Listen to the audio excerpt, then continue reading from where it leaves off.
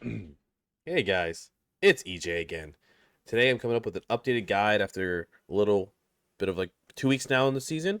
Been playing a bunch of different Shadow Priests, um, testing out different builds, and I also did just get the 4 set this week, which was what I was waiting for to get tier, so I got lucky. Just to give you guys a little bit of a heads up. A good thing to do if you got tier from your vault or from the raid finder or from whatever. Um, get your world PvP piece and turn that into tier, right? And the reason I say that is it's 720 item level, so it's only 3 item level less, but that gives you your 4 set guaranteed because you can convert it, right? So if you got the upgrade piece from the PvP vendor from a PvE slot, so if you got like I did, I got the hands, and I had gotten the pants, one from raid finder, one from vault. I bought the conquest piece token, converted it into PvP, on my hands, and then I used my charge of catalyst to turn my world PvP piece into tier, or else I wouldn't have had enough conquest for 4 set. So you could get ahead of the game if you do have this and get 4 set easier that way, and it's only 3 item level less. But that also now enables you, instead of buying your helmet, which you might not even have enough conquest next week to even get 4 set again, now I can start buying my off pieces, or converting. Like I'm gonna convert my waist. I'm gonna get my I'm gonna make my pants. I'm gonna convert to the crafted pieces for more stats. But yeah, just a heads up for that. So I do have 4 set. It is nerfed in PvP, but the one thing that I do like about Voidweaver in the 4 set is that line on the second the 4 set says Void Blast now causes Entropic Rift to grow. So that's not nerfed. That's just baseline, right? So every time you Void Blast, um, the damage is the second line where it says collapsing void increases entropic rift damage by an additional 10% is 3% inside of PvP. And then instead of 60% void torrent is 20%. So you still get 20% stronger void torrents, and every time you void blast or divine plague, you gain that extra 3% on top of the 20%. So when you void blast now, um, right? You collapsing void. So each time Divine Plague or Void Blast is used, and Tropic Rift is empowered, increasing its damage and size by 20 plus the 3%, so 23%. So if you get one Void Blast inside of your go, you're already 23% stronger on your Collapsing Void than you were before 4 set. I'm able to get 2 to 3, and last night I actually got a 5 million on PvP. I had a 7 million on crit, um, but I was free casting. They were going the Warlock, and I was just spamming free cast, and I got I think 4 Void Blast, and that's just never gonna happen. And I almost never get crit collapsing voids, but I have been averaging 4-ish million when I can get 2 Void Blasts out. If I can get 2 Void Blasts out, I'm averaging about 4 million. If I can get one Void Blast out, which is weird because how it works, but I get about a little over the average collapsing void I'm getting now is 3 million, and then if I can get a couple void blasts, it's about 4 million. So it's still really good, right? That's a good amount of damage, plus 20% stronger on my void torrent. You also can play Archon, and it gives you every 2 divine plays gets you an extra Halo, so that's really good too. I just personally like Voidweaver. I think it's the better of the two when it comes to 3v3, and it pairs in Soul Shuffle, especially in dampening when you can send a Rift Behind Pillar, and then, like, let's say you're fighting a Hunter, you can send a Rift Behind Pillar, and then you can start spamming Devouring Plagues on the pets to get it to grow, so you don't have to show your face to them, which I do all the time in dampening. Um, I'll use my Void Torrent, and then a pet will come at me, or a Warlock pet, and I'm like, I don't want to get CC'd or hit, so I'll start spamming Devouring Plagues and Void Blasts on the pet to make it grow, and then go out, throw one last Devouring Plague on my kill target, and then cause it to erupt, send my Void Torrent or my Void Volley, and kill him. So I don't like to show myself. If I can get that thing to grow without being CC'd or kicked, I try to do that in deep dampening, because if I try to Void Blast out in the open and I get CC'd or kicked, I'm gonna die in that deep dampening. So use that trick. Go behind that pillar, right? If there's an enemy you're really deep in dampening, right? Go behind that pillar, right? And let's just say this training dummy's a pet, and they're over there. Just spam into the pet, and then go out, throw a Divine Plague if you have one on the target, collapse it, throw the Void Volley, and kill them. If they're low, obviously, right? Like, you're not gonna, if they're not gonna kill them anyways, then it is one thing. But when generally people are really low in deep dampening, and I'm dying also, I can't tell you how many times I've gotten kills doing exactly that. Like, I'm about to die, I'm like, crap, and they have a pet on me, and then I just hit the pet, or I hit them with the Void Volley or the Void Torrent, and then I just start. I'm like, they're chasing me, and I'm just throwing things on the pet, and I come back out right at the end of it, and then collapse it, and then send it on them and kill them. So I've done that so many times in arena because we're about to die, right? So, anyways, that's just a little tip. Yeah, I got force set, and I got my weapon. I was smart with the weapon. I played a healer in the off time last week, and I got a bunch of those conquest tokens, and sent them over to my main and my alt, and then consumed them, and I got my weapons before I even queued yesterday, so that was cool. So yeah, haste versus weapons. I think haste versus is just too important right now. And then one thing I will say, I think the chromatic fiber can be either versed or haste based on how you feel about how much damage you're taking. Right now I just have the haste one. But if you're taking a lot of damage, you can just swap between them because you don't lose them, right? You can just freely take them out. And they're easy to make. So yeah, get your rest your reps to 730. As for build, I did change some things around that I want to go over. The point of this guide. So I got rid of Instilled Doubt. The only thing I changed was Instilled Doubt. So just to give you guys an example, Instilled Doubt makes your Vampire Touch crit and Shadow or Pain and makes that damage 40% stronger. Well, this is a dungeon training dummy, so this is not going to be a good example. But let me go ahead and go back to Dornegal real quick, which I probably should have started the video there, but I like you know what?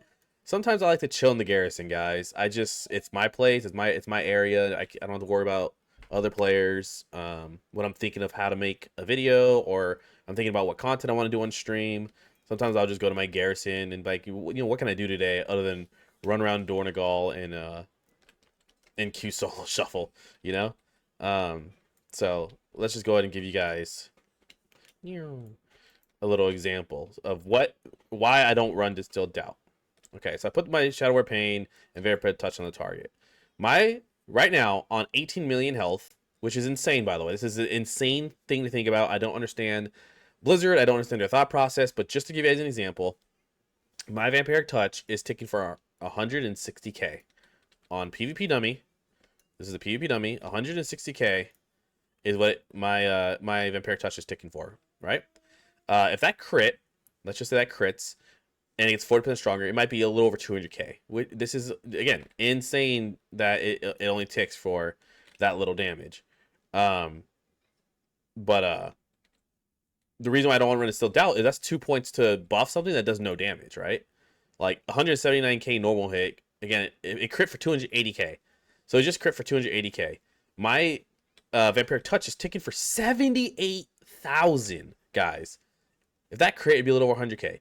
So if these both crit, we're looking at like a little over 300 something thousand damage. If they both crit on 18 million ish health pools, almost, right? I'm 1769. When we get full gear, we'll be over 18 million. You could sit there and just spam dots on people and have them crit, and they would do no damage. And that's with the talent, guy. Or that's if I had the talent, it'd be like 300 something thousand. So it's less than that right now. But with the talent, it'd be like, that's exactly what it'd be, like 300,000, 350,000 useless talent. You could say yes, it procs your apparitions, sure, but your apparitions don't do that much damage, and it's not the combination isn't like, oh, I'm gonna make my apparitions crit and they're gonna do a billion damage. No, they're not. So unless you're running all these apparition talents, which you can, it's still not going to be worth, in my opinion, running Instilled Doubt, because the damage from your VT and Shadow or Pain are the wasted damage for this talent, and then your apparitions aren't going to kill people. So I like to have consistency. So I got rid of Instilled Doubt, the 2 points into that. I put 1 into Subservient Shadows and 1 into Descending Darkness. The reason why I like putting it into Descending Darkness is simply because I've been getting randomly like 1 million plus Shadow Crashes with this talent. Like, if it crits, it does damage, and it hits everybody. So now hitting Shadow Crash doesn't feel like I'm just spreading dots. It feels like, okay, I just did 2% of their health. That's good, right? Like, if I can throw a Shadow Crash at somebody and do 2% of their health, when normally I'm like, that's just a talent to spread my dots, that feels good to me. and it causes more pad, causes, it feels like a button worth pressing. That's why I run it. Subservient Shadows, on the other hand, is what buffs everything that I like more than Instilled Doubt. It buffs your apparition damage, which I found that out from a viewer. I tested it, and it is true. It buffs apparition damage. It also makes your summons last longer. So not only does it buff apparitions, it buffs your Void Wraith damage. It buffs your Tentacle damage as well, and it makes them last longer. So your Tentacle stays out longer slow, more damage. Makes your Wraith stay out longer, more damage. More insanity given, and again, like I said, it buffs your apparitions by 15%. So this one talent buffs everything else that actually does damage by 15% baseline. So you might get a crit to get a single apparition out, sure, but this guarantees your apparitions to do 15% more damage, your tentacles to do 15% more damage, your void rate to do 15% more damage, and they last longer. So that just feels good, which means, if you can keep up the Cthulhu damage, the slow helps a lot. So that's why I got rid of this. It feels useless to me. Your dots do no damage because for some reason every single dot in the game does 2 to 3 times more than Shadow Priest dots. I've gone through every dot in the game. I've tested it with other players. We have the lowest dots in the game for a class that is based on dots. And you can say, sure, we have Psychic Link, which is a dot, sure, but we want dot damage. Like, it's not hard to add damage to our dots. Let us have significant throughput. That's not just Aphilock pad. You see Aphilocks in a ladder all the time. You queue into them. They might do a billion damage and lose every game because pad doesn't matter. It's all about your execution and your pressure. We need pressure on our dots. We need kill potential. Like, give us a little bit of a nerf on Void Volley. I will say, Shadow Priest does feel underwhelming. I think the majority of us think that right now. The tier set helps. The tier set, if you get those Void Blasts out, that Collapsing Void can help kill a little bit. But everyone else got tier set, and they're really strong. So I want you guys out there to not be discouraged. We don't feel that good right now. The nerf really sucked to Void Volley, our kill potential, and now we're more of the sustain and live till dampening class. But if you can do it, you can make it work. All right, like I'm telling you, you can make it work. I do feel for my fellow Shadow Priests who are still learning or trying to grind or who are not veterans. Obviously, us veteran Shadow Priests are trying to make it work, but it's still not easy. I'm telling you guys, there are matches I am like, what am I doing? It does feel better in threes. I will say that. SP in threes, the coordination does feel better. If you can get yourself a warrior right now, a feral druid right now, or a Asa rogue right now, actually, honestly, scratch that. Survival hunter, they're probably gonna get nerfed, but I would say take a survival hunter over the rogue. If you can get something like that and coordinate your 3-2-1s, you can kill people. It does feel good in threes. I'm doing insane in threes right now. I haven't played a lot on single characters, but on all my characters, I have like an 80% win ratio in threes right now. But I will say in solo shuffle, it is a little bit of a damn. This feels rough right now. So as from me to you, I get it. But this build has been helping on my sustain, and this build has been helping on me doing throughput plus burst, right? So you get the burst from Ire, you get the burst from Volley. Like I said, you get to keep the consistent pressure through your dots and your pad through Subservient Shadows. When you send out Void Fiend, it does like 300,000 damage a hit. It's good for how fast it hits. It hits like almost 2 a second. It just boom, boom, boom, boom. So it does get a lot of value out of that. Like I said, if you want more of them, you can drop this for Mindbender. Do keep in mind, Mindbender to hit is weaker when you spec into it with Void Wraith. For some reason, it's not in the tooltip. I don't know why they didn't add that to the tooltip.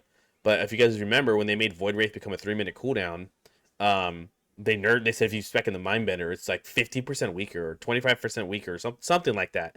It is weaker when you spec in the Mindbender, but you do get up every 1 minute. So just keep that in mind.